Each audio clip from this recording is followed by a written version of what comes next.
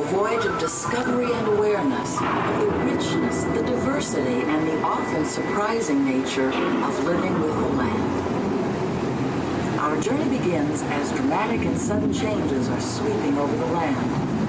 The approaching storm may seem violent and destructive to us, but to nature it's a new beginning in the cycle of life.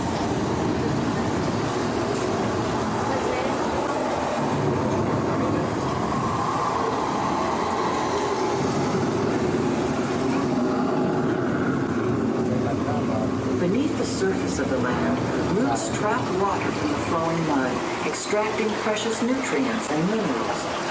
These elements, when combined with sunlight, create the diverse living systems of our planet.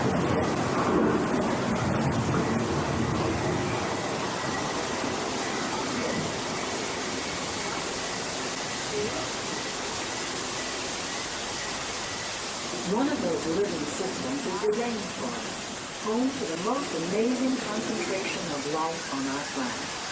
These dense and beautiful forests cover only a tiny portion of the Earth's surface, but they contain more than half of its plant and animal species. Rainforests are also extremely rich and productive living systems, providing us with oxygen, food, medicines, and other elements essential to our lives.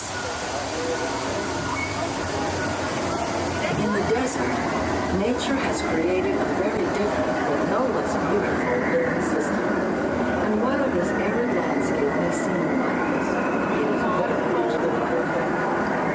Plants and animals that have learned to survive in these harsh conditions make use of what little water they can find and avoid the scorching rays of the relentless sun.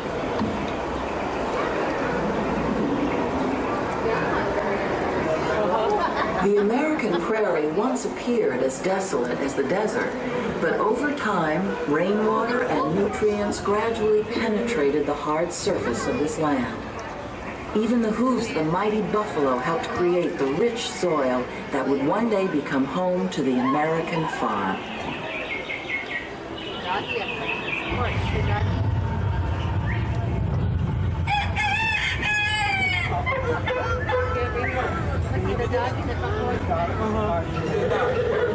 Of all the forces at work on the land, humans have had one of the most profound effects. The need to produce food for a growing world led to the enormous use, and sometimes overuse, of the land. In our search for more efficient ways to grow food, we often fail to realize the impact of our methods.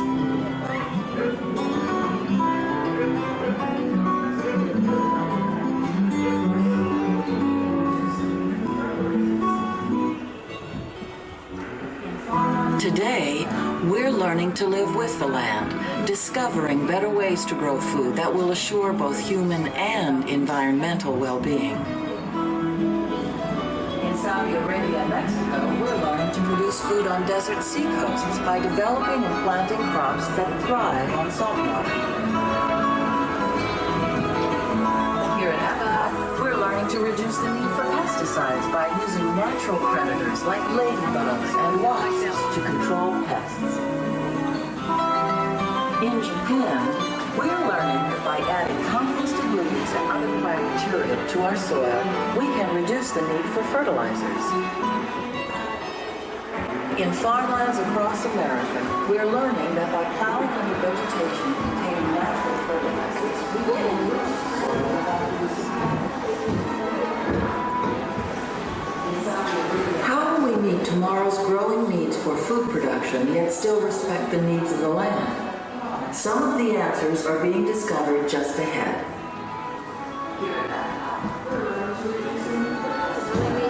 Hi everyone, once again my name is Nicole and I will be taking you through one of the most exciting and innovative areas in all of Epcot. Here in our 5 living laboratories, scientists from Epcot, the Department of Agriculture, NASA, the Department of Energy, and Nestle are exploring innovative and sustainable methods of food production.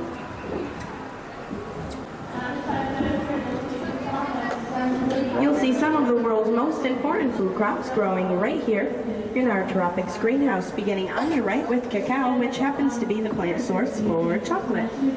As you can see, we're saving valuable space by growing coconut next to the cacao and sweet potato beneath it.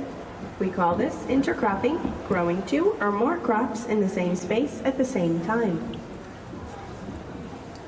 If you look on your left, you'll see our papaya trees, and shavings from the unripened green papaya fruit can be used to produce papain, which is a natural meat tenderizer.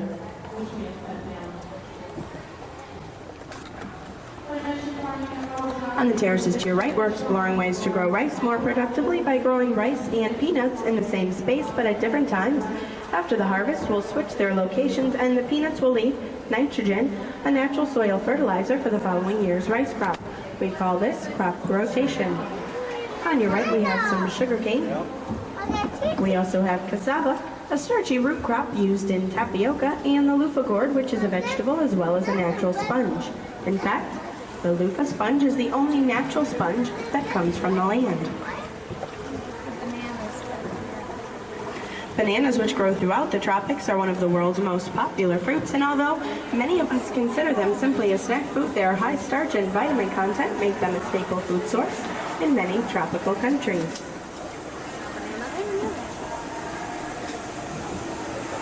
When I mention farming, you probably don't think about fish, right? But fish farming or aquaculture can allow us to raise tons of fish in an area like this aqua cell.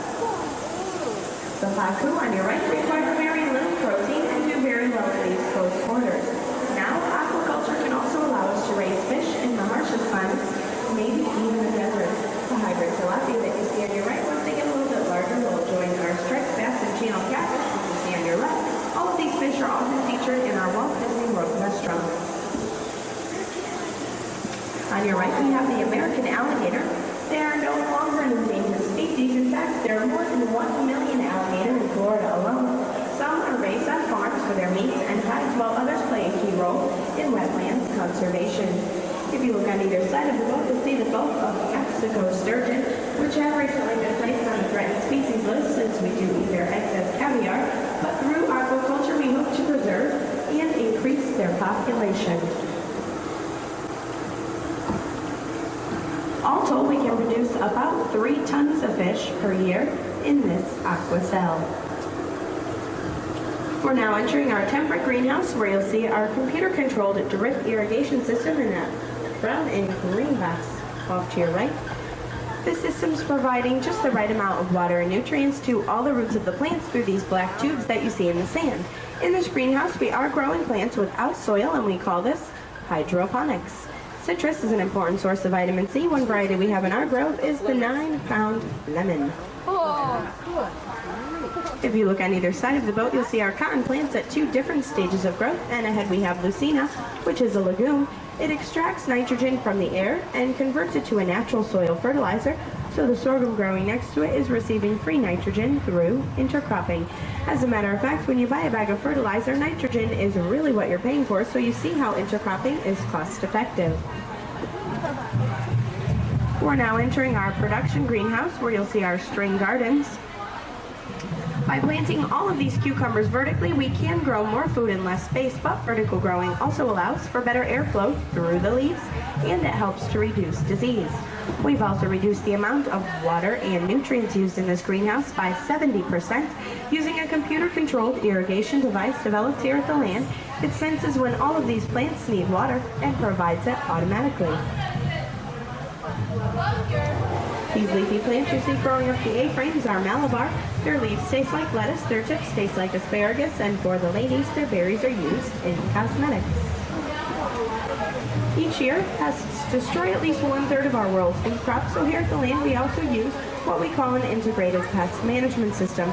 Our first line of defense is using disease-resistant plants like our eggplant, pepper, and cherry tomato. Second, we release predator insects when needed to eat aphids and other plant-eating insects, so by doing all of this we can reduce our use of pesticides by 60%. The robot you see at work on your left is helping Epcot and Department of Energy scientists learn more about the growth cycles of these plants by collecting important data 7 days a week and 24 hours a day. Our last area is our creative greenhouse, where we use aeroponics as another way to grow plants without soil. We can grow 700 lettuce plants on the A-frames you see on either side of the boat. If we were to grow them flat on the ground, we could only fit 100 plants in the same space. These squash plants you see with their roots exposed are receiving the right amount of carbon dioxide from the air, and their water and nutrients is being sprayed right on their roots as they pass through the mist box. Biotechnology is an exciting new tool in medicine and agriculture, and here in this lab we're working in cooperation with the Department of Agriculture to develop better plants through genetic engineering.